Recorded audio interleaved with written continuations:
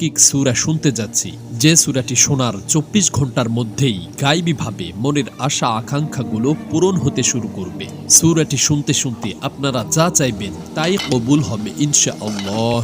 হ্যাঁ বন্ধুরা, আপনারা ঠিকই শুনেছেন, এই সূরাটি আপনাদেরকে শুধুমাত্র মনোযোগ দিয়ে শুনতে হবে, পড়তে হবে না। প্রিয় বন্ধুরা, পবিত্র কোরআনকে মহান আল্লাহ তাআলা আমাদের জন্য রহমত করে পাঠিয়েছেন। কোরআন তেলাওয়াত করা যেমন পুণ্যের কাজ, পাশাপাশি এর তেলাওয়াত শোনাটাও অত্যন্ত পুণ্যের কাজ।